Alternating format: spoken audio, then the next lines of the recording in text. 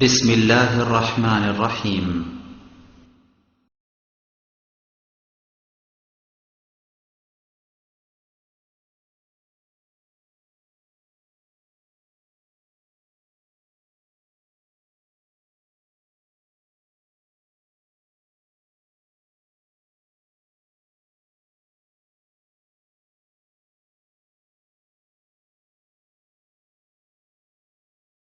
إن الحمد لله نحمده ونستعينه من يهده الله فلا مضل له ومن يضلل فلا هادي له وأشهد أن لا إله إلا الله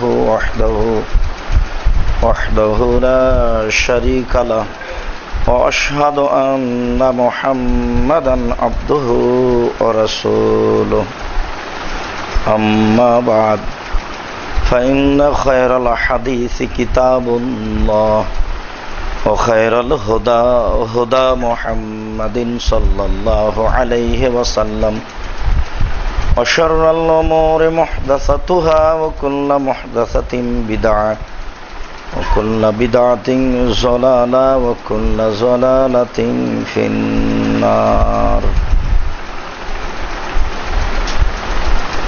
أعوذ بالله من الشيطان الرجيم فإذا عزمت فتوكل على الله إن الله يحب المتوكلين. عن أبي هريرة رضي الله تعالى عنه قال قال رسول الله صلى الله عليه وسلم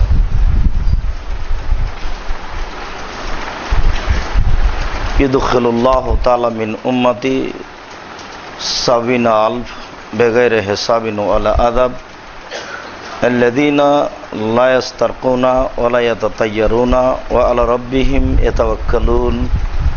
رواه البخاري ومسلم. عن عمر بن الخطاب رضي الله تعالى عنه قال قال رسول الله صلى الله عليه وسلم لو أنكم كنتم تتوكلون على الله حق توكله لا رزقتم كما يرزق الطير تغدو خماسا وتروح بطانا. رواه أبو داود والنسائي والترمذي وابن মাজাহ বিসানাদিন সাহিহ. সম্মানিত মসজিদের মুসল্লি, প্রশংসা আল্লাহর জন্য, শান্তি অবতীর্ণ হোক আল্লাহ রাসূলের উপর সাল্লাল্লাহু আলাইহি ওয়াসাল্লাম। আজ জুমার খুতবায় বক্তব্যের বিষয় আল্লাহ ভরসা। আল্লাহর উপরে ভরসা করা সম্পর্কে এক গুরুত্বপূর্ণ সংক্ষিপ্ত বিবরণের চেষ্টা করব ইনশাআল্লাহুল আজিজ। মানুষের জীবনে আল্লাহর উপরে ভরসা করে চলা একটা একান্ত জরুরি ব্যাপার।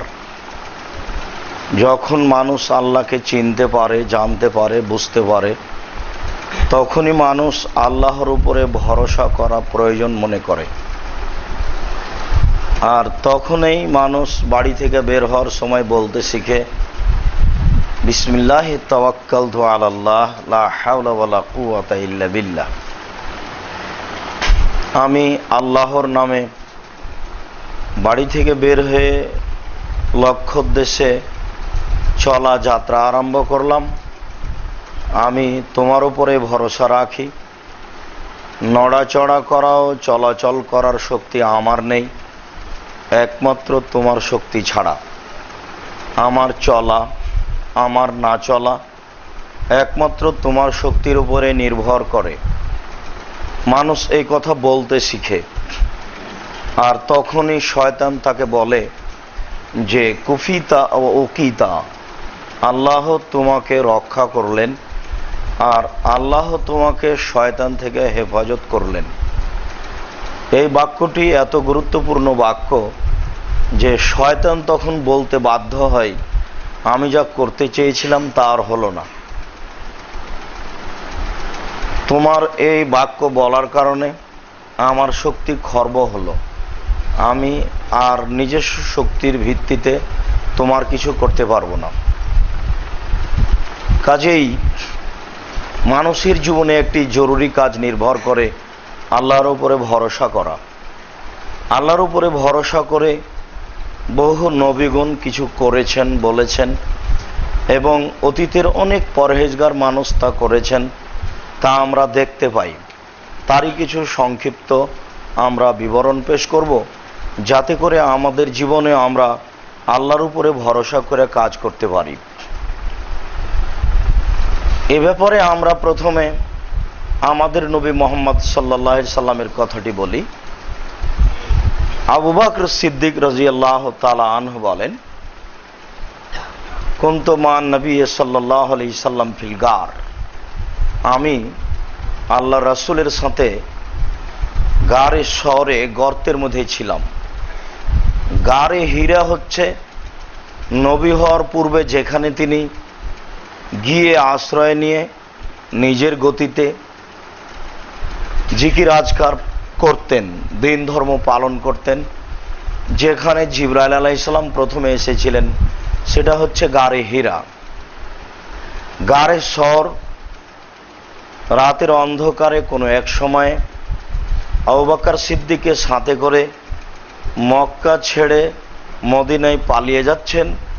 সেই দিনের আশ্রয়স্থলের নাম হচ্ছে গারে শহর। আবু বকর সিদ্দিক রাদিয়াল্লাহু তাআলা আনহু বলেন, আমি আল্লাহ রসুলকে বললাম, লাউ নাজারা আহাদুহুম তাহাতা কাদামাইহে, তারা যদি তাদের পায়ের দিকে লক্ষ্য করে, লাভ সারানা, তাহলে আমাদের দেখে নিবে। আমরা যে গর্তের মধ্যে আছি সেই গর্তের উপর দিকে তারা সবাই চলাচল করছে। লাউ নাজারা আহাদুহুম, লাউ নাজারা আহাদুহুম, তাদের যে কোনো ব্যক্তি তাহাতা কাদামাইহে, নিজের পায়ের দিকে লক্ষ্য করলেই লাভ সরানা, আমাদের দেখে নিবে। তখন আল্লাহ তাআলা বলছেন, ওই কথাটি আল্লাহ রাসূল বলছেন আবু বকর সিদ্দিককে, লা তাহজান ইন্নাল্লাহ মা'ানা, আপনি চিন্তা করবেন না, আল্লাহ আমাদের সাথে আছে। এর নাম হলো আল্লাহ ভরসা। তিনি এই কথা বলার পরে বলছেন, মা জান্নুকা ইয়া আবু বকর বিসনাইন আল্লাহু সালিসুনা, আবু বকর তুমি কি মনে করো যে আমরা দুইজন? আবু বকর তুমি কি মনে করো যে আমরা দুইজন? আল্লাহ আমাদের তৃতীয় জন, আমরা দুইজন নেই, আমরা এখানে তিনজন আছি। আগের বাক্য যা কোরআনে প্রমাণ হয়, আল্লাহ আমাদের সাথে আছেন। তিনি যা পরে বললেন মুখের ভাষায়, তাতেও প্রমাণ হয় যে আমরা তিনজন। এ কথার অর্থ এই নয় যে আল্লাহ ওখানে আছেন, সপ্তম আকাশ থেকে নেমে ওই গর্তে গিয়ে আল্লাহ আশ্রয় নিয়েছেন, এ কথা নয়। এটা যদি আমরা বুঝি তাহলে আকীদায় ত্রুটি চলে আসবে। তাহলে যত কাল্লা তত আল্লাহ হবে। তার মানে প্রত্যেকটা মানুষের সাথে তাহলে আল্লাহ আছেন, মানে তাকে নিজে গিয়ে থাকতে হচ্ছে। তো সবাই যদি মনে করেন যে আল্লাহ আমার সাথে আছেন, তাহলে আল্লাহ সবার কাছে গিয়ে থাকছেন, তাহলে এতগুলি আল্লাহ হতে হবে। এই হিসাব একেবারেই ভুল। আমাদের সাথে আল্লাহ আছেন মানে আল্লাহর শক্তি আমাদের সাথে আছে। তাকে এসে আমাদের সাথে শক্তি প্রয়োগ করে দেখাতে হবে যে আমি আছি, এ কথা নয়।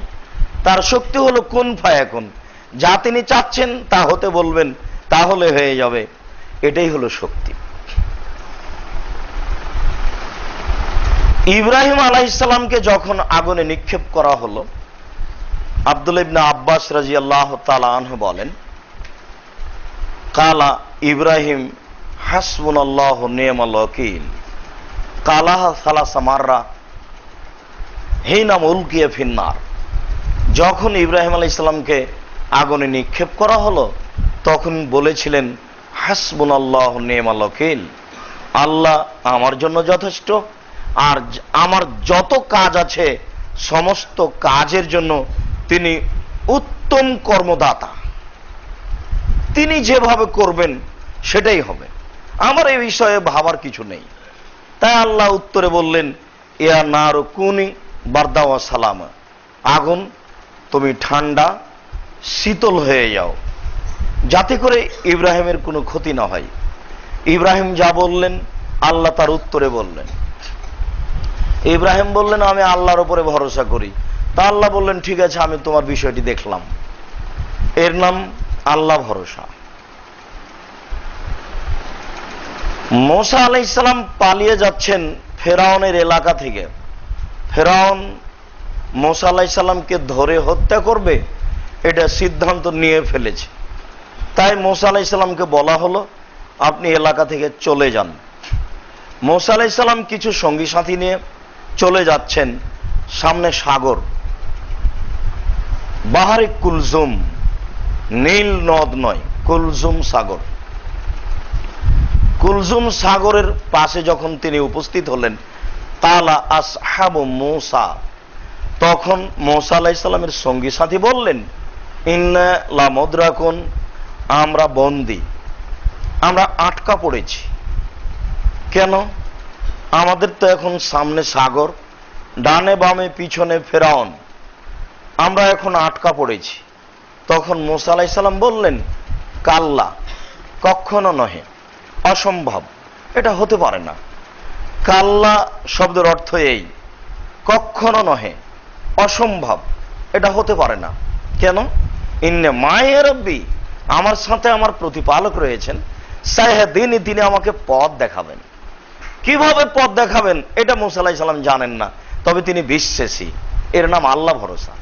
কিভাবে হতে পারে এখানে বাঁচার পথ? কি এমন পথঘাট থাকতে পারে এখানে বাঁচার?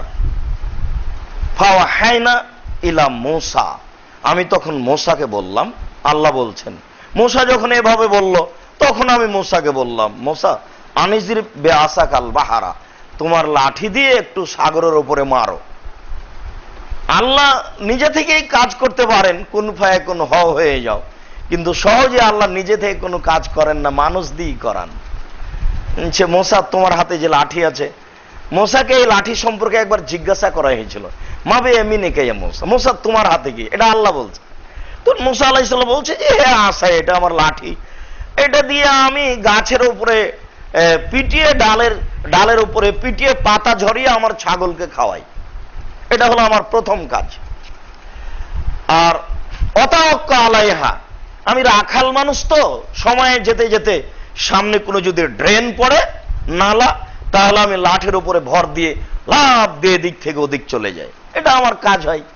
আর একটা কাজ হয় ওয়ালিয়া ফিহা মারে বোখরা, আমার যা প্রয়োজন, যেটা প্রয়োজন সেটা আমার লাঠি দিয়ে হয়ে যায়। টিউবওয়েলের প্রয়োজন হলে একটা এভাবে ছেড়ে দিলেই পানি চলে আসবে, কোনো সমস্যা নেই, যার যেটা যখন যেটা প্রয়োজন হবে। আসলে মুসা আলাইহিস সালামকে আল্লাহ বলিয়ে নেবেন, এই জন্য আল্লাহ বলছেন যে তোমার লাঠিটা এই জন্যই, ওই লাঠিটা তো তুমি মারো। যখনই মারা হলো ফান ফালাকা, তখন পানি ফেটে গেল, পানি দুই দিকে সরে গেল। এমন ভাবে পানি দুই দিকে সরে গেল কাতাউদিল আজিম, পানির পাহাড় হয়ে গেল বিশাল। তৌদ ত ও দাল, এই শব্দের অর্থ হচ্ছে খুব বিশাল উঁচু পাহাড়, তার উপরে আবার আজিম লাগা আছে, আরো বড় পানির পাহাড়। আরো বড় পানির পাহাড় মানে পানি দুই দিকে সরে গিয়ে দাঁড়িয়ে থাকলো। পানির গভীরতা যেখানে যত বেশি, পানির পাহাড়ের উঁচুতা তত বেশি। কোন জায়গায় যদি পানির গভীরতা 1 কিলোমিটার হয়, তাহলে পানির পাহাড়ের উঁচুতা 1 কিলোমিটার। যদি কোনো জায়গায় পানির গভীরতা 10 কিলোমিটার হয়, তাহলে পানির পাহাড়ের উঁচুতা 10 কিলোমিটার। যদি কোনো জায়গাতে পানির গভীরতা 1000 কিলোমিটার হয়, তাহলে পানির পাহাড়ের উচ্চতা 1000 কিলোমিটার। আল্লাহ পানির পাহাড়ের উচ্চতার কথা বললেন, পানি দুই দিকে দাঁড়িয়ে থেকে গেল, আর তিনি পার হয়ে চলে গেলেন। এর নাম আল্লাহ ভরসা। গাল্লাকাতিল আবওয়াব, আমরা ইউসুফ আলাইহিস সালামের ব্যাপারে দেখতে পাই, গাল্লাকাতিল আবওয়াব, জুলাইখা সব দরজাগুলি বন্ধ করে দিল। অকালাত হাইতালাক, জুলাইখা বলল ইউসুফ তুমি আমার সাথে জেনায় লিপ্ত হও। বিবরণে অনেক কিছু বলা হয়েছে, যারা ব্যাখ্যা বিশ্লেষণ করেছেন তারা অনেক কিছুই বলেছেন, তারা বলতে বলতে অনেক বাড়াবাড়িও করেছেন, যার অনেক অংশই ঠিক নয়। তবে আল্লাহ তাআলা এভাবে বলেছেন, দরজাগুলি সব বন্ধ করে দিল। বহুবচন শব্দ ব্যবহার করাতে বোঝা যাচ্ছে যে যেখানে ইউসুফ আলাইহিস সালাম আছেন উপস্থিত এবং জুলাইখা আছে, সেটা এমন নির্জনের ঘর যে ঘরের বিষয়ে অনেক দরজা আছে। হয় এক ঘরেরই অনেক দরজা, আর না হলে সেখানে পৌঁছিতে কয়েকটা দরজা আছে। জুলাইখা সব দরজাগুলি বন্ধ করে দিল এবং বলল, হাই তালাক, এইসব তুমি জেনায় লিপ্ত হও। তখন ইউসুফ আলাইহিস সালাম বলছেন, ইন্নী মাআযাল্লাহ, আমি আল্লাহর কাছে আশ্রয় চাচ্ছি। মুসা আলাইহিস সালাম বললেন, ইন্না মায়া রব্বি, আমার সাথে আমার প্রতিপালক রয়েছেন। তখন তিনি আল্লাহ শব্দ ব্যবহার করেননি, তিনি বলেছেন প্রতিপালক। আর এখানে ইউসুফ আলাইহিস সালাম বলছেন যে আমি আল্লাহর কাছে আশ্রয় নিচ্ছি। ইন্নাহু রব্বি, বলো কি তুমি? প্রথম কথা হলো এই যে তুমি যা বলেছ এই বিষয়ে আমি আল্লাহর কাছে আশ্রয় নিচ্ছি। ইউসুফের কত রূপ চেহারা তা মানুষের বিবরণে আসবে না, ওটা যেটা জুলাইখা বাস্তব পরীক্ষা করেছিল। ঘটনা যখন সমাজে ছড়িয়ে গেল তখন জুলাইখা বলল, ও তোমরা তো ইউসুফকে দেখোনি, যার জন্য আমার উপরে বদনাম শুরু করেছ, দেখি তোমাদেরও একটু দেখাই। তো বেশ কিছু মহিলাকে জমা করে ইউসুফকে তাদের সামনে দিয়ে হাঁটতে বললেন। এ কথা ঠিক, তাদের হাতে একটা ফল দেওয়া হলো আর একটা ছুরি দেওয়া হলো। ইউসুফ যখন হাঁটবে তখন তোমরা দেখবে আর তোমরা ওই ফলটা ছিলবে। ইউসুফ আলাইহিস সালাম তাদের সামনে দিয়ে হাঁটতেই তারা ফল ছিলতে গেল। তারা বলল, এ কি, এ তো ফেরেশতা। এই কথাও বলল, তারা হাতও কেটে দিল। তার মানে তারা ভাবতেই পারে না যে মানুষ এত সুন্দর হয়। তখন জুলাইখা বলতে শিখলো, লমতুন নানি, আরে তোমরা যে পুরুষের ব্যাপার আমার নিন্দা করো সেই পুরুষ তো এই পুরুষ। তোমরা একবার দেখেই নিজেকে সংবরণশীল করে রাখতে পারো না, আর আমি যাকে দিন রাত খাওয়ার পেশ করি। সে নিজেকে এখানে একটা হেফাজত করতে চাইলো, মানে সমাজের মুখ থেকে। আমরা যেটা বলছিলাম সেটা হচ্ছে এই কথার ভিত্তিতে ইউসুফ আলাইহিস সালাম প্রথমে বললেন, আমি আল্লাহর কাছে আশ্রয় চাচ্ছি। এর নাম আল্লাহ ভরসা। তিনি বিশ্বাসী যে আমি এখান থেকে বেঁচে যাব। জুলাইখা বিশ্বাসী যে ইউসুফ এখান থেকে বাঁচতে পারে না, আমি সব দরজা বন্ধ করেছি। আর জুলাইখা আরবি মহিলা, নিশ্চিত লাখো নারীর মধ্যে সুন্দরী। ওরা আরবি মানুষ, সাধারণত তারা সুন্দরী। তার উপরন্তু সুন্দরীর চেয়ে সুন্দরী আছে। যেমন দেখা যায় ইব্রাহিম আলাইহিস সালামের স্ত্রীর ব্যাপারে বলা হলো, সারা হে আহসানুন নিসাই মিন আরব, আরব ভূখণ্ডে সবচেয়ে সুন্দরী নারী সারা। একথা বুখারীতে এসেছে, হতে পারে সেই সময়ের ব্যাপার। তারপরে ঈসা আলাইহিস সালাম বললেন, ইন্নাহু মাসওয়ায়া, এটা কি করে হতে পারে? সে আমাকে থাকার জায়গা দিয়েছে। তার মানে তোমার স্বামী আমাকে থাকার জায়গা দিয়েছে, তোমার স্বামী আমাকে খাওয়ার ব্যবস্থা করে দিয়েছে, আর আমি এই অন্যায় করবো? মানে তুমি বলো কি?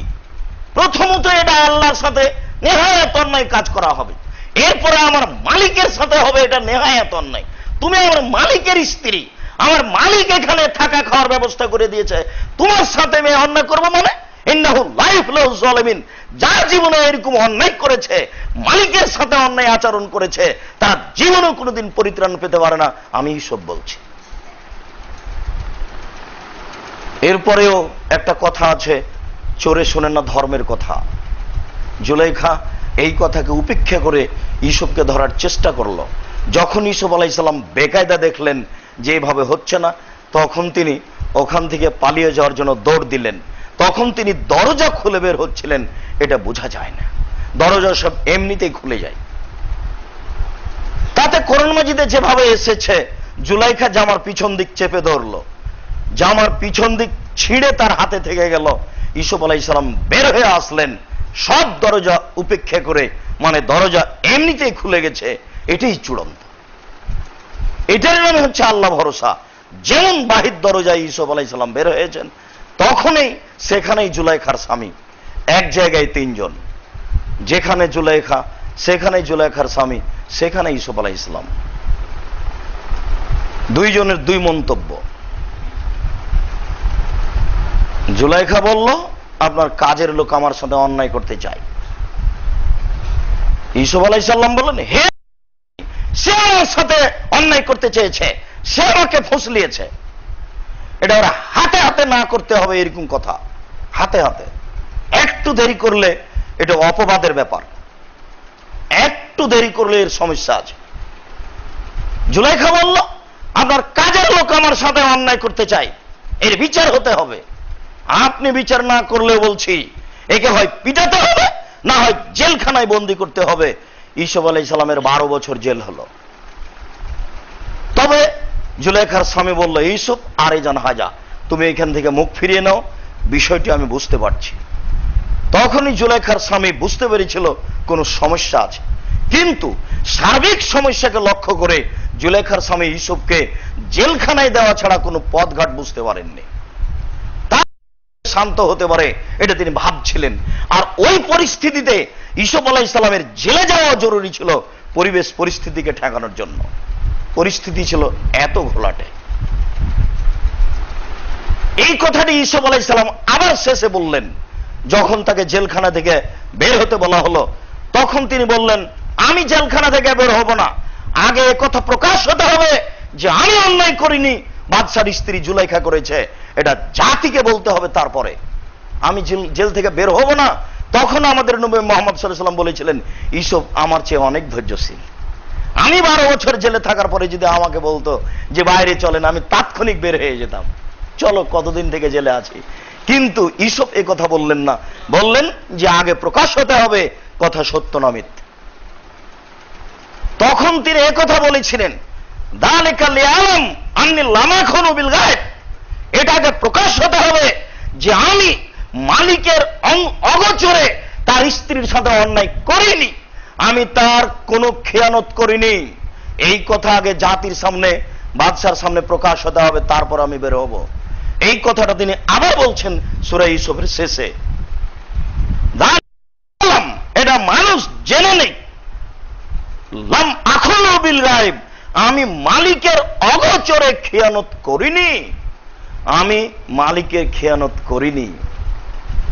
পরিস্থিতিতে এই কথা, যদিও আমি বহুবার বলেছি আপনাদেরকে যে আপনি বুঝতে পারছেন না নারী কি জিনিস, খুব জটিল।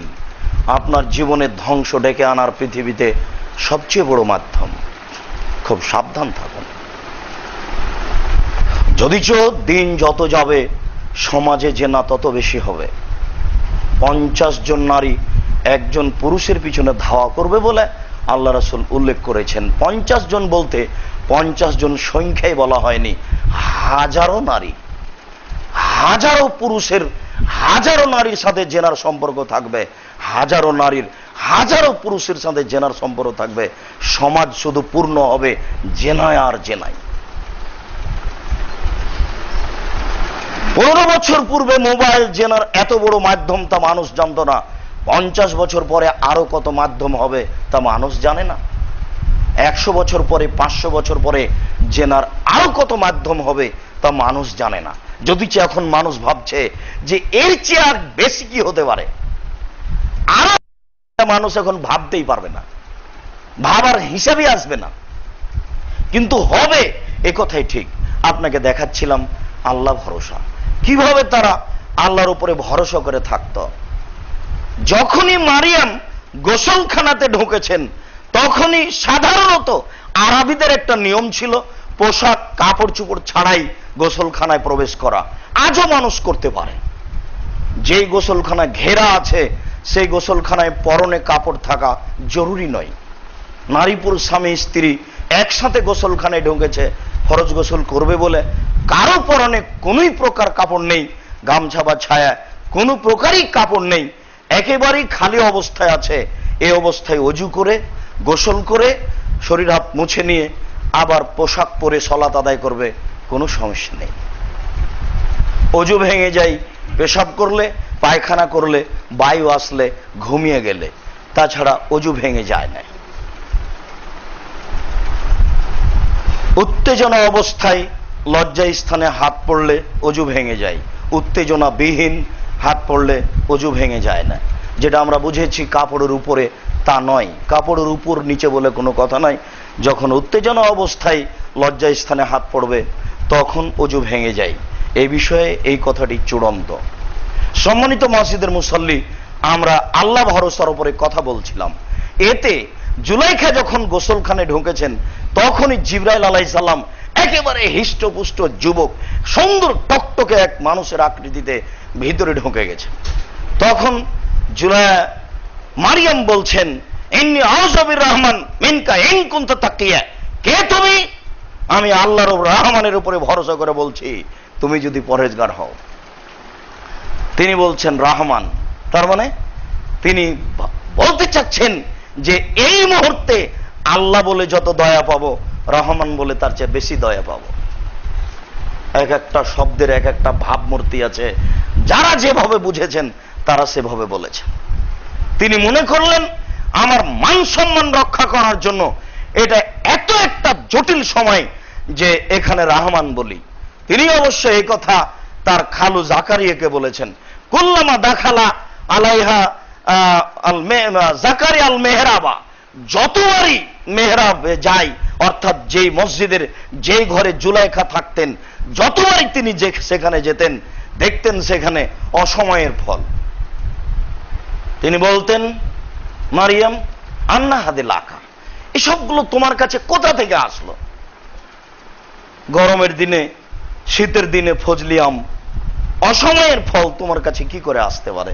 তখন ইনি বলছেন, হুয়া মিন ইনদিল্লাহ, এগুলো আল্লাহর পক্ষ থেকে আসে। ইয়ারযুকুহু মাইয়াশা বিগাইরি হিসাব, আল্লাহ মানুষকে রুজি দেন মানুষের অজান্তে। তার মানে তিনি দেখালেন এটা যে আল্লাহর উপরে আমার এত ভরসা যে আল্লাহ আমার ঘরে রুজি পাঠিয়ে দেন, এমনি চলে আসে কি ফেরেশতা দিয়ে পাঠান, কোনো উল্লেখ নাই, এগুলো আল্লাহর পক্ষ থেকে এসেছে। দেখেন তার আল্লাহ ভরসা কত। মানুষ দিয়ে বা ফেরেশতা দিয়ে পাঠাচ্ছেন এটা বোঝা যায় না, এমনিতেই মারিয়ামের কাছে খাদ্য উপস্থিত। মারিয়াম কত সম্মানী মহিলা, কত পরেজগার মহিলা, জাতির জন্য কত নিদর্শন স্বরূপ হিসেবে নারী, তার নারী বুঝে না, বুঝতেও চেষ্টা করে না। এরা তো সমাজে অন্যায় করাটাই ভালো মনে করে। একজন নারীকে কি করে বুঝতে পারে? একজন নারীকে বুঝতে হলে ভাবতে হবে তার কাছে আল্লাহর পক্ষ থেকে এমনিতেই খাদ্য চলে আসে, তাহলে তার পরেজগারিতা কত বেশি এবং তার আল্লাহ ভরসা কত বেশি। আমরা একাধিক সূত্রে এভাবে অবগত যে ইব্রাহিম আলাইহিস সালাম তার স্ত্রী সারাকে নিয়ে একটা গ্রামে প্রবেশ করলেন। সেই গ্রামে ছিল স্বৈরাচারী শাসক। স্বৈরাচারী শাসককে বলা হলো আন্না ইব্রাহিম দাখালা বেহা, এক ইব্রাহিম নামে এক লোক তার স্ত্রীকে সাথে নিয়ে এই গ্রামে প্রবেশ করেছে। হে আহসানুন নিসা মিনাল আরব, তার সাথে যে মহিলা রয়েছে সে হলো আরব ভূখণ্ডে সবচেয়ে সুন্দরী। ফাকিলা লাহু, ইব্রাহিমকে বলা হলো মানে হে আল্লাতি মা আকা, তোমার সাথে যে মহিলা আছে সে কে? এটা বোঝা যাচ্ছে যে পরিচিতের একটা ব্যাপার আছে। তাই অন্য বর্ণনায় ইব্রাহিম আলাইহিস সালাম বলেছিলেন, দেখো সারা, এই এলাকা দিয়ে স্বামী স্ত্রী পার হতে পারে না। তোমাকে কেউ বলে যদি এটা কে, তাহলে বলিও এটা আমার ভাই, আমাকে বললে আমি বলবো আমার বোন। এই কথাই তিনি বলছেন যে তাকে বলা হলো মানে হে আল্লাতি মা, তোমার সাথে যে মহিলা সে কে? তিনি বললেন হে উখতি, সে আমার বোন। সুমা রাজা এলাইহা, এরপরে তিনি সারার কাছে গেলেন। সারার কাছে গিয়ে বলছেন, লা তুকাদ্দিবি বিহাদিসি, সারা তুমি আমার কথায় আমাকে মিথ্যুক প্রমাণ করো না। আন্নি আখবারতুহুম আন্নাকা উখতি, আমি কিন্তু তাদের বলে দিয়েছি তুমি আমার বোন। এখন যদি তুমি কথা উলট পালট করো তাহলে কিন্তু আমি মিথ্যুক হয়ে যাব। তার জীবনে কয়েকটা মিথ্যা কথা, তার মধ্যে এটা একটা, তিনি স্ত্রী না বলে বোন বলে স্বীকার করলেন। তিনি বললেন ইন আল্লাহর যে মুমিনুন গায়রু গায়রুকে, তবে সারা এই কথা তুমি জেনে রাখো, মাটির উপরে আমি আর তুমি ছাড়া আর কেউ মুমিন নেই। আল্লাহকে বিশ্বাস করে এমন সদস্য তুমি আর আমি ছাড়া এই ভূখণ্ডে মাটির উপর আর কেউ নেই। এই কথা বলার পরেও কথা রক্ষা হলো না। শেষ পর্যন্ত আর সালা বেহা এলাইহে, ইব্রাহিম আলাইহিস সালাম তার স্ত্রীকে স্বৈরাচারী শাসকের কাছে পাঠিয়ে দিলেন। ফাকামা ইলাইহা, স্বৈরাচারী শাসক তার সাথে অন্যায় করার জন্য দাঁড়ালো। ফাকামাত, তখন সারাও দাঁড়ালেন। ফাতাওয়াজ্জা অতুসাল্লি, তিনি ওযু করলেন এবং 2 রাকাত সালাত আদায় করলেন। 2 রাকাত সালাত আদায় করে তিনি বলছেন, আল্লাহুম্মা, হে আল্লাহ, ইন্নী কুনতু আমানতু বিকা ওয়া বিরাসূলিকা, আমি তোমাকে বিশ্বাস করি আর তোমার রাসূল ইব্রাহিমকে বিশ্বাস করি। তোমার রাসূল ইব্রাহিম আমি স্বামী এ কথা বলছি না, আমি বলছি যে আমি তোমাকে বিশ্বাস করি আর ইব্রাহিম তোমার নবী, এটা আমি মেনে নিয়েছি যে ইব্রাহিম নবী। 1 নম্বর আমি তোমাকে বিশ্বাস করি, 2 নম্বর ইব্রাহিম যে তোমার নবী এই কথা আমি বিশ্বাস করি, 3 নম্বর আহসানতু ফারজি ইল্লাল্লাহ জাওজি, আমার লজ্জা স্থান আমার স্বামী ছাড়া জিন্দেগিতে আমি কোনোদিন কাউকে ব্যবহার করতে দিইনি।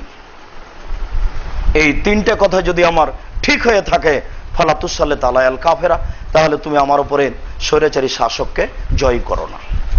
কথার ভাবমূর্তি বলেন, একই বলে আল্লাহ ভরসা। আপনার স্ত্রী এই মসজিদে এসেছে, মসজিদ থেকে বের হওয়ার পরে ঝুঁকে তো যেমন তেমনই, যেমন ছিল তেমনই, তার মানে এখনই তার দুলা ভাই আসুক, তার ডাকের শেষ নাই, ভাইয়া আসো, মসজিদ থেকে বের হওয়ার পরে তার সাড়াই, তার কথার সাড়া দিতে পারে আল্লাহ আপনি বলছেন। বাড়িতে যাওয়ার পরই তার রাস্তাঘাট সব ঠিকই আছে। আপনার যেমন এখনো আপনাকে আজকেও মসজিদে ঢুকতে দেখলাম যে আপনি মসজিদে ঢুকে প্যান্টটা টাকনোর উপরে করছেন। আপনারা মোহাম্মদপুরের মুসল্লি মসজিদের, এটা একটা এই শহরে ব্যতিক্রম মসজিদ কোরআন এবং সহিহ হাদিস প্রচার করার, আর মানব বলেই এই মসজিদে আসেন, কি করে আপনি প্যান্টটা আজও রেখেছেন টাকনোর নিচে, এটা হয় কি করে? যেই কথা আপনাকে আমি একাধিকবার বললাম যে আল্লাহর নিকটে ছিল 100টি দয়া, একটি দয়া আল্লাহ পানির মধ্যে ভাগ করে দিয়েছেন। একটি দয়ার ভাগ পেয়ে মানুষ তার মেয়েকে আম্মু বলে ডাকে, জুমা খায়। একটি দয়ার ভাগ পেয়ে গাভী তার বাচ্চাকে জিহ্বা দিয়ে চাটে। একটি দয়ার ভাগ পেয়ে মুরগি তার বাচ্চাকে আদর করে ডাকে। 99টি দয়া আল্লাহ নিজের কাছে রেখেছেন বিচারের মাঠে মানুষের উপরে দয়া করার জন্য, ক্ষমা করার জন্য। এরপরেও 3 শ্রেণীর মানুষের সাথে আল্লাহ কথা বলবেন না, তাহলে তারা কত বড় পাপী। তার 3 শ্রেণীর, 1 শ্রেণীর মানুষ হচ্ছে শাইখুন জানিন, বেশি বয়সে জেনা করে যারা, তারা যতই তাহাজ্জুদ পড়ুক আল্লাহ তার সাথে কথা বলবেন না। তাকে এই পাপ থেকে ফিরে আসতে হবে তওবা করে, তারপরে সে যত বড়ই পরহেজগার হোক না কেন আল্লাহ তার সাথে কথা বলবেন না। 2 হচ্ছে মালিকুন কাজ্জাব, মিথ্যক দায়িত্বশীল, চেয়ারম্যান, মেম্বার, এমপি, মন্ত্রী, যারা যেখানে মিথ্যা কথাই দায়িত্ব পালন করছে, প্রতি বছর যদি হজ করে লম্বা হাতের ব্লাউজ পরে থাকে, শিপন শাড়ি পরে থাকে, প্রতি রমজানে যদি উমরা করে, দিন রাত যদি তাসবিহ তাহলিল করে, মিথ্যা কথায় দায়িত্ব পালন করলে তার সাথে আল্লাহ বিচারের মাঠে কথা বলবেন না, সে যত বড়ই পরহেজগার হোক না কেন। 3 আল মুসবেল, টাকনোর নিচে পায়জামা প্যান্ট লুঙ্গি পরে যারা, তার সাথে আল্লাহ কথা বলবেন না। আপনি এটা স্বাভাবিক মনে করছেন? বিচারের মাঠে আল্লাহ এত বড় ক্ষমাশীল হওয়ার পরেও 3 শ্রেণীর মানুষের সাথে আল্লাহ কথা বলবেন না। তার 1 শ্রেণীর মানুষ হচ্ছে পায়জামা প্যান্ট লুঙ্গি যারা টাকনোর নিচে পড়ে তারা, যার জন্য তো দিন রাত বলতে থাকলাম যে আপনার স্ত্রী শিক্ষিতা মহিলা নয়, আপনার প্যান্টটা সে সাফ করে শুকাতে দেয়, আপনার বাচ্চার প্যান্টটা সে সাফ করে শুকাতে দেয়, দিন রাত দেখছে প্যান্টটা টাকনোর নিচে আছে, এরপর কে বলেছ শিক্ষিতা নারী? এ হচ্ছে অসভ্য অশিক্ষিতা নারী, সে ধর্মকর্মই বুঝে না। 3 ঘন্টার মধ্যে এটা কেটে ছোট করতে হবে। কেন যে আপনার প্যান্ট টাকনোর নিচে আছে বুঝতে পারলাম না। দেখুন, বক্তব্যের সাথে মুনাফিকি করিয়েন না, এটা ঠিক নয়। সন্ধ্যা হতে হতে বাড়িতে যত প্যান্ট আছে সব কেটে ছোট করতে হবে। কথা উপেক্ষা করে কোনো লাভ নেই, বক্তব্যের সাথে মুনাফিকি করেও কোনো লাভ নেই। আপনি মুসলিম, একটা জোরালো অধিকার আমাদের আছে, তারই ভিত্তিতে বলে যাচ্ছি, ভুল করিয়েন না। আল্লাহর উপরে ভরসা করে জীবিকা নির্বাহ করার চেষ্টা করুন। আল্লাহ তৌফিক দান করুক। আল্লাহুম্মা আমিন। আল্লাহুম্মা সাল্লি আলা ওয়া বারিক আলাইহি। আলহামদুলিল্লাহ ওয়াহদা ওয়াসসালাতু ওয়াসসালামু আলা মান লা নাবিয়্যা বা'দা। আবু হুরায়রা রাদিয়াল্লাহু তাআলা আনহু বলেন, রাসূল সাল্লাল্লাহু আলাইহি ওয়াসাল্লাম বলেছেন, ইদখিলু মিন উম্মতি ৭০,০০০ বেগারে হিসাব ওয়ালা আযাব। আল্লাহ তাআলা আমার উম্মতের ৭০,০০০ মানুষকে হিসাব নিকাশ ছাড়াই জান্নাতে দিবেন। অন্য সময় যে বলি ৭০,০০০, আবার প্রত্যেক হাজারের সাথে আরো ৭০,০০০, আর 3 অঞ্জলি, ওই হাদিসের সাথে এই হাদিসের কোনো সম্পর্ক নেই। ওটা ভিন্ন আর এটা ভিন্ন। ওটা হলো বিচারের পরে জাহান্নামে চলে যাবে, তারপরে ওটা। আর এটা হচ্ছে বিচার শুরু হতেই ৭০,০০০ মানুষকে আল্লাহ হিসাব ছাড়াই জান্নাতে দিবেন, তাদের কোনো হিসাব নিকাশই হবে না। তারা হচ্ছে আল্লাযীনা লা ইয়াস্তারকুনা, যারা জীবনে কোনোদিন ঝাড়ফুঁক করেনি, কারো কাছে ঝাড়ফুঁক করে নেয়নি, নিজে আয়াতুল কুরসি পড়েছে, নাস ফালাক পড়েছে, কিন্তু কারো কাছে ফুঁক দিয়ে নেওয়ার ব্যাপারে, ঝাড়ফুঁক নেওয়ার ব্যাপারে আশ্রয় গ্রহণ করেনি। বৈধভাবে ঝাড়ফুঁক নেওয়া যায়, এরপরেও নেয়নি। ওয়ালা ইয়াতাতায়্যারুনা, যারা অশুভ ফল কোনোদিন গ্রহণ করেনি। এটা আপনার একটা ভালো জ্ঞান থাকতে হবে, নইলে আপনি এটা এই বাক্যকে মূল্যায়ন করতে পারবেন না। এখনই যদি আপনার ছেলে আর আপনার ভাইয়ের ছেলে গাড়িতে উঠে রাজশাহী যাচ্ছিল, আপনার সিরাজগঞ্জে আপনার ছেলে আলাদা গাড়িতে উঠেছে, আর যেই গাড়িতে আপনার ছেলে উঠেছে ওই গাড়িটা 10 মিনিট পরে অ্যাক্সিডেন্ট হয়েছে, আপনার ছেলের হাত ভেঙে গেছে, আপনি চট করে বলে উঠবেন আমার ছেলে যদি আগের গাড়িতে থাকতো তাহলে এটা ঘটতো না। এটা তো আপনার বিশ্বাসের অভাব, এটা আপনার অশুভ ফল গ্রহণ করা। আল্লাহ রাসূল বলছেন যারা অশুভ ফল গ্রহণ করে না তারাই হিসাব ছাড়াই জান্নাতে যাবে। তিনি বললেন অহম আল্লাযীনা ইয়াতাওয়াক্কালুনা, যারা আল্লাহর উপরে সব সময় ভরসা করে চলে, প্রতিটা কাজেই আল্লাহর উপরে ভরসা করে চলে, তাদের হিসাব ছাড়াই 70,000 মানুষের জান্নাত হবে। আবু বকর ওমর রাদিয়াল্লাহু তাআলা আনহু বলেন রাসূল সাল্লাল্লাহু আলাইহি সাল্লাম বলেছেন লাউ আন্নাকুম কুনতুম তাতাওয়াক্কালুনা হাক্কা তাওয়াক্কুলিহি, যদি তোমরা সত্য সত্যই আল্লাহর উপরে ভরসা করো, তাহলে সত্য সত্যই ভরসার একটা ব্যাপার আছে। সব ভরসা আল্লাহর উপরে হয় না, নাহলে এভাবে বলা হচ্ছে কেন? যদি তোমরা সত্য সত্যই আল্লাহর উপরে ভরসা করো, লা রুজিকতুম, তাহলে তোমাদের রুজি দেওয়া হবে, কামা ইরজাকুত তায়র, যেমন ভাবে পাখিকে রুজি দেওয়া হয়, একদু খেমাসান তারুহু বেতানান, যখন সকালে বের হয় তখন খালি পেটে বের হয়, যখন বিকেলে ফিরে আসে ভরা পেটে ফিরে আসে, অথচ কোনো দিনের রুজি তার নির্ধারিত নেই যে আজ কি রুজি হবে, কাল কি রুজি হবে। এই কথাটা আল্লাহ রাসূল বলছেন সত্য সত্যই যদি তোমরা আল্লাহর উপরে ভরসা করো তাহলে তোমাদের রুজি দেওয়া হবে পাখিকে যেভাবে রুজি দেওয়া হয়। পাখি যখন সকালে বের হয় তখন খালি পেট বের হয়, আর যখন বিকেলে ফিরে আসে তখন ভরা পেটে ফিরে আসে। তার আল্লাহর উপরে ভরসা যেমন, তোমার যদি ভরসা তেমন হয়ে যায় তাহলে রুজি এভাবেই হবে। পৃথিবীতে মানুষ আল্লাহর উপরে ভরসা করে অনেক অনেক লোক কাজ করেছে, অনেক দৃষ্টান্ত আছে, নবীগণ তো আছেই, সাহাবা আছে। তার একবার তো ইব্রাহিম আলাইহিস সালামের এক স্ত্রীর কথা বললাম, ইব্রাহিম আলাইহিস সালামের আরেক স্ত্রী হাজেরা বলছেন যে আব্দুল্লাহ ইবনে আব্বাসের বিবরণ, ইব্রাহিম আলাইহিস সালাম যা বিহা ওয়া বিইবনিহা ইসমাঈলা, ইব্রাহিম আলাইহিস সালাম তার স্ত্রী হাজেরা এবং তার ছেলে ইসমাইলকে নিয়ে আসলেন। ফাওয়াজাহুমা ইনদাল মসজিদ ইনদা দাওহাতিন ফাওকা জামজামা আলাল মসজিদে, স্ত্রী এবং বাচ্চাকে রেখে দিলেন কাবা ঘরের পাশে জমজম কূপের উপর পাকুড় গাছের নিচে, পাকুড় গাছের নিচে জমজম কূপের উপর কাবা ঘরের পাশে রেখে দিলেন। ওয়ালাইসা বেমাক্কাতা ইয়াউমাইজিন শাইউন ওয়ালাইসা বিমা ওয়ালাহাদুন ওয়ালাইসা বিমা, সেই দিন মক্কাতে কোনো মানুষও ছিল না, সেই দিন মক্কাতে কোনো পানির ব্যবস্থাও ছিল না। এইভাবে রেখে দিয়ে ফাকাফা ইব্রাহিম উল্টা মুখে চললেন। ওয়াতাবিআতহু উম্মু ইসমাঈলা, ইসমাইলের মা তার পিছনে পিছনে চলতে লাগলেন এবং বলতে লাগলেন আইনা তাজহু ইব্রাহিম ওয়া তাতরুকুনা বিহাযাল ওয়াদি আল্লাযী লাইসা ফীহি ইনসাল্লাহ শাই, ইব্রাহিম আপনি বা কোথায় যাচ্ছেন আর আমাদেরকে ছেড়ে যাচ্ছেন এখানে এমন উপত্যকায় যেখানে মানুষও নাই, যেখানে ঘাস পাতাও নেই, কোনো কিছুই নেই। ওয়াকালাত মেরারান যালিকা, তিনি বহুবার বললেন ওয়ালা ইয়ালতাফিতু ইলাইহা ওয়া জালা লা ইয়ালতাফিতু ইলাইহা, কিন্তু ইব্রাহিম আলাইহিস সালাম তার কথার কোনো ভ্রুক্ষেপ করলেন না, তার কথার প্রতি কোনো লক্ষ্য করলেন না।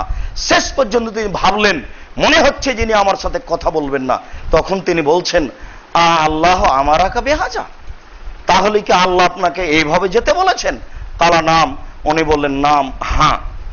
তখন ফারাজাত, তিনি হাজেরা উল্টা মুখে ফিরলেন, মানে পিছনে পিছনে যাচ্ছিলেন, স্বামীর পিছনে পিছনে হাঁটছেন আর এই কথা বলছেন।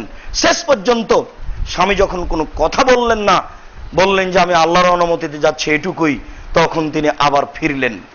অন্তালাকে ইব্রাহিম চলতে থাকলেন তার নিজ গতিতে।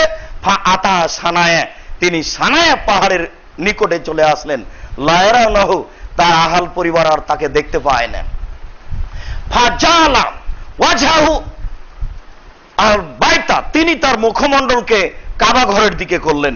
এবার ইব্রাহিম যে পথে হাঁটছিলেন সে পথ থেকে উল্টে কাবা ঘরের দিকে মুখ করলেন। দোয়া করলে কেবলামুখী হতে হয়, এটা একটা সুন্নাত।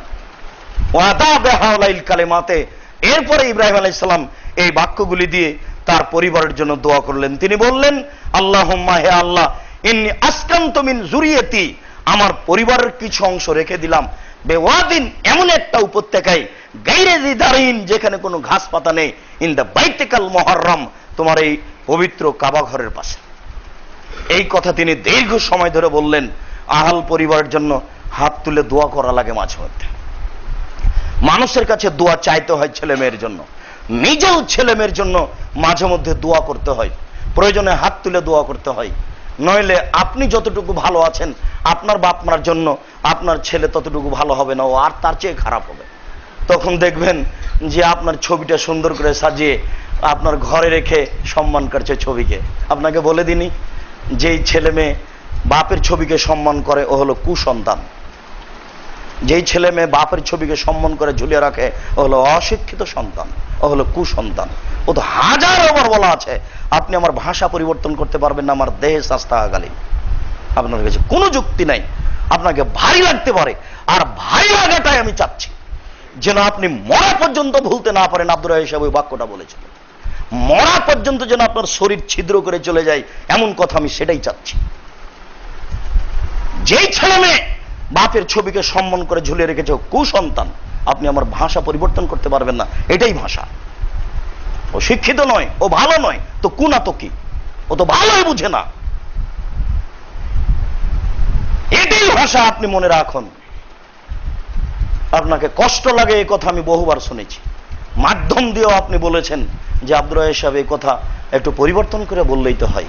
জি না, পরিবর্তন করে বললে আপনাকে মিঠা লাগবে, আর মিঠা লাগাটা আমি চাচ্ছি না। মিঠাটার প্রয়োজন নেই। আপনি পহেলা বৈশাখ এই মসজিদের মুসাল্লি, আপনি পহেলা বৈশাখে সম্মতি জানিয়েছেন। আপনার লজ্জাবোধের মনে আমরা দাবি রাখি না? আপনার লজ্জাবোধের দাবি রাখি, আপনার ইতস্তবোধের দাবি রাখি, আপনার লজ্জাবোধের দাবি রাখি, আপনার লজ্জাবোধের দাবি রাখি, আপনার লজ্জাবোধের দাবি রাখি। আপনি মুসলমানের বাচ্চা হয়ে ওই কাজ করলেন কি করে? আপনাকে আমি হাজার করিয়েছি যে আমাদের নবী মুহাম্মদ সাল্লাল্লাহু আলাইহি ওয়াসাল্লাম বলছেন, আমার জীবনে বড় ভয়, আমার জীবনে বড় ভয়। 1 নম্বর আইম্মাতা মুজিল্লিন, ভ্রান্ত হুজুর। আল্লাহ রাসূল বলছেন আমি ভ্রান্ত হুজুরকে ভয় করি। হুজুরি কোরআন মাজিদ খুলে দেখাচ্ছে, এই দেখেন এ আয়াতে বলছে যে ভোট দিতে হবে, ভোট পবিত্র আমানত।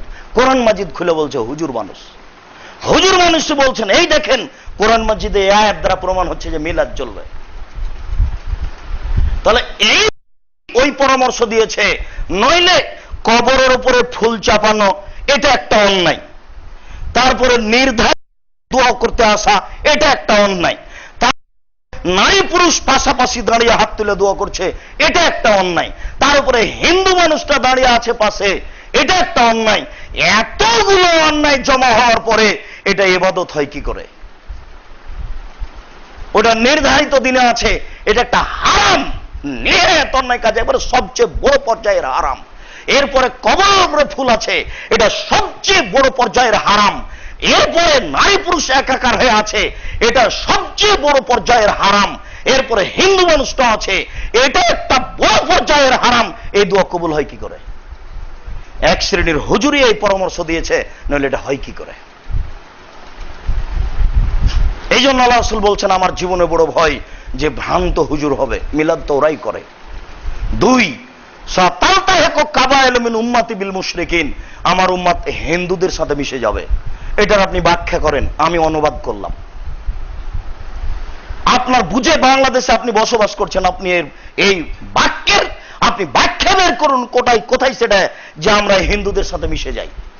কোন কাজ আমার হিন্দুদের সাথে মিশে যাওয়া আছে যে তিনি 1450 বছর পূর্বে এই বাক্য বলে গেলেন? তিনি বলে গেলেন অসাতাবদ কাবালে মুনমাতাল আওসান, আমার উম্মত মূর্তি পূজা করবে। 3টা বাক্য বললেন। শেষের বাক্যটি হলো আমার উম্মত মূর্তি পূজা করবে। মূর্তি পূজা করবো মানে আমরা সরস্বতী পূজা করি নাকি, ভগবতী করি নাকি, আমরা কালী দুর্গা করি নাকি, একটা দুর্গা তৈরি করে আমাকে সেখানে ফুল চাপাই নাকি, কলা দিই নাকি? আমরা কলা দিই।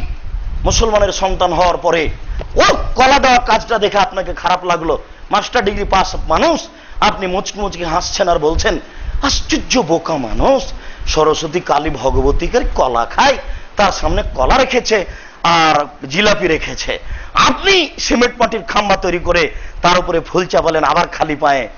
ওর চেয়ে আপনি বেশি খারাপ না ওই বেশি খারাপ? ও তো খালি পায়ে আসেনি, আপনি খালি পায়ে এসেছেন, নির্ধারিত দিনে এসেছেন। ওরা নির্ধারিত দিনে যায় কিনা ওই ইতিহাসে আমাদের অবগতিতে কম আছে।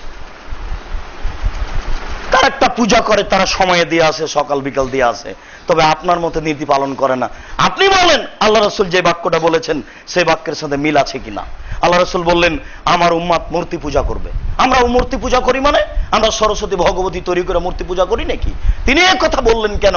1450 বছর পূর্বের এই বাক্য আপনি বিবেচনা করুন। বলছিলাম সম্মানিত মসজিদের মুসল্লি, অনেক দিন আগের কথা, হাজার হাজার বছর আগের কথা। বনী ইসরাইল একজন মানুষের কাছে 1000 টাকা কর্জ নিয়েছিল। কর্জ নেওয়ার পরে সে সফরে চলে যায়। সফরে চলে গিয়ে নির্ধারিত সময়ে টাকাটা পাঠানোর জন্য নদীর ধারে আসে, নৌকা খুঁজে, যানবাহন ছিল না নৌকা ছাড়া, এটি খুঁজে খুঁজে তিনি তা ব্যবস্থা করতে পারলেন না। তখন তিনি ভাবলেন কি করা যায়। ফা খাজাল খাসাবা এরকম একটা লাঠি নিলেন, ফানাকারাহা, এরপরে লাঠিটা এক জায়গায় ছিদ্র করে ফাদ খালাহা, তার ওই টাকাটা ওই লাঠির ভিতরে ঢুকিয়ে দিলেন। ওয়া সাহিফাতান মিনহু ইলা সাহিবিহি, এরপরে একটা পত্র ওই ছিদ্রের ভিতরে ঢুকিয়ে দিলেন। ওয়া জাযাহা ফি মাওজিহা, আর উপরে তামা আপনার এ করে গলিয়ে উপরে লাগিয়ে দিলেন ওই লাঠিটার উপরে। তারপরে বলছেন নদীর পাশে, সাগরের পাশে দাঁড়িয়ে লোকটা বলছেন আল্লাহুম্মা, হে আল্লাহ, ইন্নী কুনতু তাসাল্লাতু রাজুলান, একজন মানুষের কাছে আমি 1000 টাকা স্বর্ণ মুদ্রা কর্জ চেয়েছিলাম। ফাসালানি শাহিদান, সে আমার কাছে সাক্ষী চেয়েছিল, বলেছিল আমি টাকা দিব তবে সাক্ষী লাগবে। আমি বলেছিলাম যে কাফা বিল্লাহি শাহিদান, আল্লাহ সাক্ষীর জন্য যথেষ্ট, আমি আবার মানুষ কোথায় খুঁজতে যাব। ফারাজিয়া বেকা, তাতেও সম্মতি জানিয়েছিল। হে আল্লাহ, ফাসালানি কাফিলান, সে আমার কাছে একটা জিম্মেদার চেয়েছিল, বলেছিল যে তুমি যদি টাকা নির্ধারিত সময়ে দিতে না পারো তাহলে দিবে কে, এরকম একটা লোক নিয়ে আসো। আমি বলেছিলাম কাফা বিল্লাহি কাফিলান, আল্লাহ জিম্মেদার হিসাবে যথেষ্ট, এখন আর আমি মানুষ কোথায় আনতে যাব। আল্লাহ তুমি এই কথা ভালোভাবে জানো। ফাজাহাত, আমি জীবন বাজি রেখে প্রাণপণে চেষ্টা করেছি যানবাহনের নির্ধারিত সময়ে যাব বলে, মা ওয়াজাত্ত, আমি তা ব্যবস্থা করতে পারিনি, আমি টাকা নির্ধারিত সময়ে পৌঁছাতে পারলাম না, অতএব আমি এই টাকা তোমার কাছে হস্তান্তর করলাম। ফাল কাহা ফিল বাহারে, এই কথা বলে ওই লাঠিটা সাগরের মধ্যে উনি ফেলে দিলেন। ফাওয়ালাজা ফিল বাহারে, ফেলতেই লাঠিটা ভিতরে, কাঠটা ভিতরে চলে গেল, পানির ভিতরে চলে গেল। এরপরে সে ফিরে গেল, তার গতিতে সে যানবাহন খুঁজছে কবে যেতে পারে। মালিকের সাথে নির্ধারিত সময়ে কথা ছিল, সে নদীর ঘাটে আসলো, এসে কোনো মানুষ দেখতে পেল না। ফাওয়াজাদা খাসাবা, দেখলো যে একটা লাঠি কাঠ ওখানে ভাসছে। ফা আখা যাহা, সে কাঠটা নিয়ে নিল, লে হাতাবান লে আমরাতে, তার স্ত্রীর কাঠের জ্বালানি হিসাবে, যে বাড়িতে নিয়ে যাই জ্বালানির কাজ দিবে। রাস্তাঘাটে কিছু পড়ে থাকলে, সংসারের প্রয়োজন হলে তাকে তুচ্ছ মনে করে চলে যাওয়া নয়, ওটা নিয়েই যেতে হবে, তা মানুষের কাছে প্রয়োজনে হস্তান্তর করতে হবে, বা ফকির মিসকিনকে দিতে হবে, বা নিজে কাজে লাগাতে হবে। ওটা উঠিয়ে নিয়ে গিয়ে ফা সাক্কাহা, ওকে চিরলো, ফেড়ে ফেললো। চিরতেই দেখা যাচ্ছে 1000 টাকা আর ওই পত্র, এটাও পেয়ে গেল। এখন এই লোকটা আসার পরে অনেকদিন পরে আবার টাকা নিয়ে এসছে, এসে বলছে এ দেখেন আপনার পাওনা টাকাটা আমি নিয়ে আসলাম, নেন। তখন বলছে কি ব্যাপার, আপনি টাকা পাঠাননি? পত্র এবং টাকা পাঠিয়েছিলেন। তখন তিনি বলছেন যে না, আমি আপনাকে এই কথা বলছি না, আমি বলছি যে আজকের আগে আমি আপনার সাথে যোগাযোগ করতে পারিনি, এর জন্য দুঃখিত, আপনি টাকা নেন। তখন ওই লোকটা বলছে যে না, আল্লাহ আপনার পক্ষ থেকে টাকা আমার কাছে পৌঁছে দিয়েছে এইভাবে। এর নাম আল্লাহ ভরসা।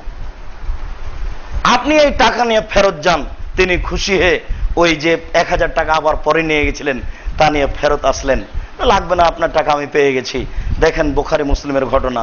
আল্লাহর উপরে ভরসা, আল্লাহর উপরে ভরসা যদি মানুষ করে তাহলে আল্লাহ ব্যবস্থা করেন, কিন্তু প্রকৃত ভরসা হতে হবে। আপনি এমনিতেই হোমসে খেলে একটা বলছেন আর সব কিছু অন্যায় করছেন, তা কেমনে হয়? আব্দুল্লাহ রাদিয়াল্লাহু তাআলা আনহু বলেন, বাইনামা সালাসাতু নাফারিন ইয়াতামাশাউনা, 3 জন লোক রাস্তায় চলছিল, আল্লাহ ভরসা দেখাচ্ছি। 3 জন লোক রাস্তায় চলছিল, ফাওয়াজাদাহুল মাতার, বৃষ্টি তাদের ধরে নিল, বৃষ্টি আসলো। ফামালু ইলা গারিন, তারা একটা গর্তে আশ্রয় নিল। ফানহাত্তাত আলা ফামে গারিহিম মিনাল জাবালে, পাহাড় থেকে একটা পাথর গড়ে এসে তাদের গর্তের মুখের উপরে পড়ে গেল। ফাত বাকাতহুম, পাথর তাদের ঢেকে ফেলল। ফাকালা বাজুহুম লিবাজিন, তারা 3 জন একজন আরেকজনকে বলল, পরস্পরে বলা বলি করলো, ফাজকুরুল্লাহ, তোমরা এখন আল্লাহকে স্মরণ করো। এই যে আমল তুমু আমালান, জীবনে যদি কোনো আমল করে থাকো, ফাদু বেহা, তাহলে সে আমলকে আল্লাহর সামনে পেশ করো এবং সেই পেশ করে আল্লাহকে বলো যে আল্লাহ ওই আমলের ভিত্তিতে আমাদের বাঁচাও। ফা ইনাজ্জিল্লাহ ফা ইনাজ্জিনাল্লাহু তাআলা, তাহলে আল্লাহ হয়তোবা আমাদেরকে বাঁচাতে পারে। এই বলে তারা পরস্পরে একটা সিদ্ধান্ত করে নিল। 3 জনের একজন বলছে, আল্লাহুম্মা ইন্নাহু কানা লি ওয়ালিদানি শাইখানে কাবীরানে, আমার 2 জন বৃদ্ধ পিতামাতা ছিলেন। কুনতু আরাল ওয়ালিয়া সিবিয়াতুন সিগার, আমার অনেকগুলি ছোট ছোট ছেলে মেয়ে বাচ্চা ছিল। বহু বচন এসেছে, আপনার মতো একটা ছেলে মেয়ে নয়, আপনার তো আগে ভালো করে দুয়ার দরজা বন্ধ হয়ে গেছে। কে আপনাকে বলে দিয়েছে একটা ছেলের একটা মেয়ে সুখী সংসার, তাই আপনি পথ আগে বন্ধ করে রেখেছেন? আপনি এখন কোন সাহসে দোয়া করবেন? মানে আপনাকে একটু খারাপ লাগবে, কেমন হলে দোয়া কবুল হয় কিনা। সুখী সংসার আশায় মাত্র 2টা ছেলে নিলাম, এই হিসাব কে দিল? এই হিসাবটা যে একটা নেহায়াত অন্যায়, নেহায়াত ভুল। আপনি সাহস করবেন কি করে? উনি বলছেন ওয়ালিয়া সিবাতুন সিগার, আমার অনেকগুলি ছোট ছোট বাচ্চা আছে। কুনতু আরা আলাইহিম, আমি তাদের উপরে ছাগল চড়াই, ছাগল চড়িয়ে জীবিকা নির্বাহ করি, এটা আমার কাজ। ফাজারুত আলাইহিম, যখনই আমি ফিরে আসি বিকেলে, হালাবতো, আমি দুধ দহন করি। ফাউসকি বেহামা কাবলা ওয়ালাদি, আমি তাদেরকে আগে দুধ পান করাই আমার ছেলে মেয়েকে দুধ পান করার পূর্বে। এটা আমার চিরাচরিত নীতি। ফামা আতাই তো হাতা আমসাইতো কাদ না বিয়া সাজারো, একদিন পাশে ঘাস ছিল না, সেই জন্য দূরে চলে গেলাম ছাগল চড়াতে। মা আতাই তো হাতা আমসাইতো, আমি আসতে পারিনি, আস্তে আস্তে সন্ধ্যা হয়ে গেছে, মাগরিবের পরে এসে পেয়ে ফাওয়াজাত তো কাদ নামা, আমি দেখলাম আমার বাপ মা ঘুমিয়ে গেছেন। ফাহাব তো কামাকুম তাহালব, আমি ওইভাবে দুধ দহন করলাম। এরপরে ওই দুধের বাটি নিয়ে ফাজে তো বিল হেলাবে, আমি দুধের বাটি নিয়ে আসলাম আমার বাপ মায়ের মাথার পাশে। আক্রাহন উকে জাহমা, আমি খারাপ মনে করি তাদের কেমনে জাগাবো। আক্রাহ, আমি এটাও খারাপ মনে করি আমার ছেলে মেয়েকে কেমনে দুধ পান করাবো। কাবলা ওয়ালাদি, আমার ছেলে মেয়ের পূর্বে আমার বাপ মাকে কেমনে দুধ পান করাবো। এটা যে আমার চিরাচরিত নীতির উল্টা। আমি আমার পিতামাতাকে আগে দুধ পান করাই, তারপর আমার ছেলে মেয়েকে পান করাই, এটা আমার নীতি। আজকে কেমনে কি করি, এইভাবে আমি খারাপ মনে করে ঘুম থেকে জাগাতে পারলাম না, দাঁড়িয়ে থাকতে লাগলাম। ওই এত জাগাও না ইন্দাকা দামাইয়া, আমার 2 পায়ের নিচে আমার ছেলেরা চিৎকার করছিল, চিৎকার করে তারা পা খেতে চাচ্ছিল। দাবিয়া দাবুম হাত্তা তালাল ফাজর, এইভাবে আমি গিলাস নিয়ে দাঁড়িয়ে থাকলাম, আমার ছেলে মেয়ে আমার 2 পায়ের নিচে চিৎকার করে কাঁদতে থাকলো। কাঁদতে কাঁদতে সকাল হয়ে গেল। আপনার ছেলে যদি একবার আম্মু বলে আর ওইদিকে যদি কেঁদে উঠে আর আপনার মা যদি ডাকে, তাহলে আপনি ওইদিকে যাবেন, ছেলের দিকে আগে যাবেন। আপনার ছেলের উপরে আপনি এত দুর্বল, আপনি বাপ মায়ের মর্যাদা বুঝতে পারছেন না, বোঝাও কঠিন। আর যা বাপ মা করছে আপনার বুঝে উল্টা। এটাও ঠিক, যেদিন বাপ মা বৃদ্ধ হয়ে যায় সেদিন মেয়েরাকে বেশি ভালোবাসে। মেয়ের ছেলে মেয়ে সব, নিজের ছেলে আর নিজের যেগুলো ছেলের ছেলে এইগুলো একটু দূরে পড়ে যায়। বাপ মা যেন কেন উল্টা করে, উল্টা করবে এ কথাই ঠিক। বাপ মা উল্টা করবে এ কথাই ঠিক। আর কেন করবেন, এটা আল্লাহ আপনাকে পরীক্ষা করছে। দেখেন আপনি 2 পায়ের নিচে ছেলে চিৎকার করছে, কাঁদছে ছেলে মেয়ে, কয়েকটা ছেলে মেয়ে এইভাবে দাঁড়িয়েই থাকলেন। আর ছেলে মেয়েরা কাঁদতেই থাকলো হাত্তা তালাল ফজর, ফজর হয়ে গেল। তাই তিনি বলছেন, আল্লাহুম্মা, তুমি যদি বিশ্বাস করো আমি এই কাজটা করেছি একমাত্র তোমাকে সন্তুষ্ট করার জন্য, ফাররেজ, তাহলে আজকে তুমি গর্তের মুখ থেকে পাথর সরিয়ে দাও। আল্লাহ বললেন, ঠিক আছে, আমি সরিয়ে দিলাম। তোমরা এখন সূর্য দেখো, এখনো বের হওয়ার মতো হয়নি। তিনজনের দ্বিতীয় জন বলল, আল্লাহুম্মা ইন্নাহু কানা লি বিনতু আম্মিন, আমার একটা চাচার মেয়ে ছিল, উহিব্বুহা কা ইউহিব্বুর রাজুল ইউহিব্বু আশাদ্দু মিনার রাজুল, মানুষ যেভাবে নারীকে ভালোবাসে আমি তার চেয়ে বেশি ভালোবাসতাম। মানুষ নারীকে ভালোবাসে, এটা আগেকারই নীতি। আর ও ভালোবাসারই বস্তু, ওর ভিতরে ভিন্ন পদার্থ দিয়ে আল্লাহ তাকে সৃষ্টি করেছেন। এই জন্য পুরুষ একজন নারীকে দেখে যত তাড়াতাড়ি আকৃষ্ট হয়ে পড়ে, ভুল পথে চলে যায়, নারী অত তাড়াতাড়ি ভুল পথে আসে না। ওরা যখন একটু আগায় তখন আরো 10 হাত আগিয়ে যায়, এ নিজেকে ধরে রাখতে পারে না। গতিটা এর উপরে বেশি, ওর উপরে কম। ও বলছে, মানুষ যেভাবে নারীকে ভালোবাসে আমি তার চেয়ে বেশি ভালোবাসতাম। ফাতাবতু নাফসাহা, আমি তার সাথে জেনা করতে চেয়েছিলাম। ফাবাত, সে নাকচ করলো। সে বলল, হাত্তা আতিয়া মেয়াত দেনার, ও বলল যদি 100 বা 200 স্বর্ণ মুদ্রা আনতে পারো তাহলে আমি তোমার সাথে রাজি হব। সে এই কথা কেন বলল? হয়তো সে মনে করেছিল আমার চাচাতো ভাই নিঃস্ব মানুষ, 100 স্বর্ণ মুদ্রা তার কাছে জমা করা অসম্ভব, ও পারবেও না, এখানে আসবেও না। ফাসাইতু হাত্তা জামাতো, আমি জীবন বাজি রেখে চেষ্টা করলাম, আমি টাকা জমা করলাম। ফাআতাইতু বিহা ফালাকিতু বিহা, টাকা নিয়ে আমি উপস্থিত হলাম। ফাজালাস্তু বাইনা রিজলাইহা, আমি তার 2 পায়ের মাঝে বসলাম। এখন আমি জেনা করব, 2 পায়ের মাঝে বসে জেনা করব এরকম প্রস্তুতিতে নিয়ে দাঁড়িয়েছি। তখন আমাকে বলছে, আব্দুল্লাহ ইত্তাকিল্লাহ, এই আল্লাহর বান্দা তুই আল্লাহকে একটু ভয় কর। এই সময়ে এই কথা বলাও কঠিন। ও বলছে, ফাকুমতু আনহা, তখন আমি ওখান থেকে উঠে গেলাম। এই জন্য আপনাকে বলেছি যে মোবাইলের কথা যদি আপনি বন্ধ করতে পারেন, জিন্দেগি তার কথা বলবো না, এরকম যদি হতে পারে তাহলে আপনি যে কোনো বিপদ থেকে বেঁচে যাবেন। ইনি বলছেন, আল্লাহুম্মা, হে আল্লাহ, ইন কুনতা তাআলাম, তুমি যদি বিশ্বাস করো, আন্নী ফাতু যালিকা লিইবতিগাই ওয়াজহিকা, আমি এই কাজটা করেছি একমাত্র তোমাকে সন্তুষ্ট করার জন্য। ফাররেজ, তাহলে তুমি আজকে পাথর এখান থেকে সরিয়ে দাও। আল্লাহ ভরসা। দেখেন কথার গতি কি। তিনজনের তৃতীয় জন বলল যে ইস্তাজাতু আজিরান, আমি একটা কাজের লোক নিয়েছিলাম, সে অর্ধদিন কাজ করলো, আমি টাকা দিতে চাইলাম, সে টাকা নিল না, রাগ করে চলে গেল।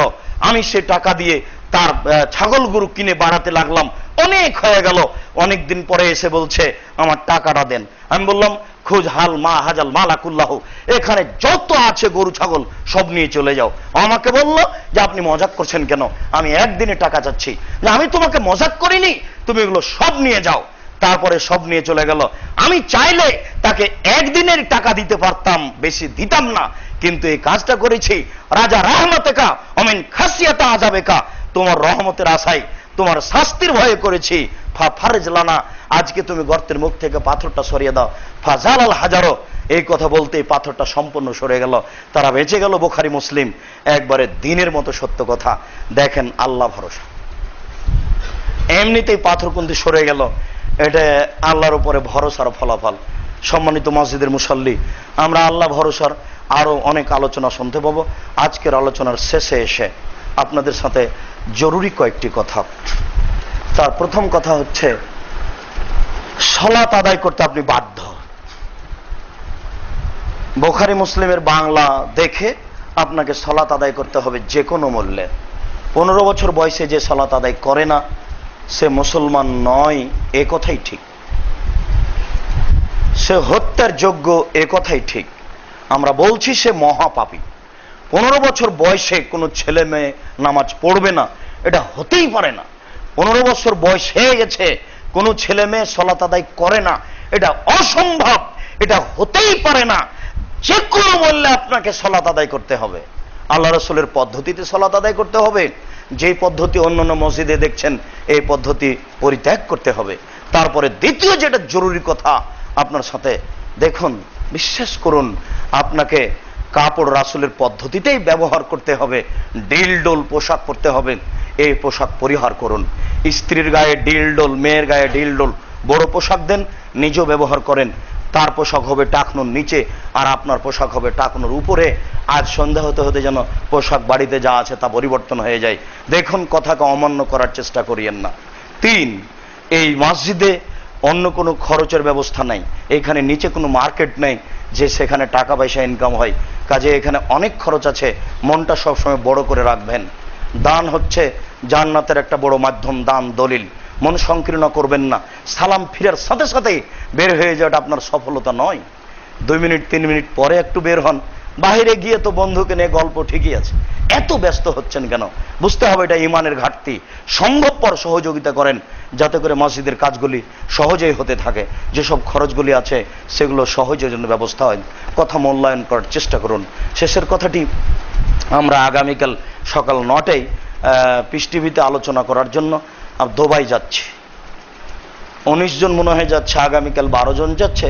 পুরাতনগুলো 4 জন আছে, আমি মুজাফফর, আরও 2 জন আছে, 4 জন আছে পুরাতনগুলি, আর সব নতুন যাচ্ছে।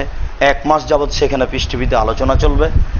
তো আপনাদের পক্ষ থেকে আপনাদের পক্ষ থেকে যেটা আমি চাচ্ছি সেটা হচ্ছে আপনারা দোয়া করবেন যেন আমরা কাজগুলো সুন্দরভাবে করতে পারি আর শরীয়তকে সুন্দরভাবে পেশ করতে পারি, যাতে করে সারা পৃথিবীর মানুষ সঠিক কথাটা পায়। এটারও দোয়া করিয়েন। আল্লাহর পক্ষ থেকে কবুলিয়ত থাকলে সহজেই বলা যাবে, আর যদি কবুলিয়ত না থাকে তাহলে সহজেই কথা আসবে না, সুন্দর সঠিক আসবে না। আর আমি আপনাদের জন্য দোয়া রাখি, আল্লাহ যেন আপনাদেরকে হেফাজতে রাখেন, ঈমানের সাথে রাখেন। এই মসজিদে যাতায়াত করছেন, কোরআন এবং সহিহ হাদিস অনুযায়ী চলতে পারেন। আল্লাহুম্মা আমিন। আল্লাহ, আমাদের যারা মারা গেছে তুমি তাদের কবরের শাস্তি মাফ করো। আমরা যারা অসুস্থ তুমি তাদের আরোগ্য দান করো। আমরা যারা বেঁচে আছি তুমি তাদেরকে তোমার রাসূলের পদ্ধতি অনুযায়ী চলার তৌফিক দান করো। এ দাবি এ দাওয়া তোমার দরবারে রেখে আজকের আলোচনা এখানেই শেষ করলাম। সাল্লাল্লাহু আলাইহি ওয়াসাল্লাম।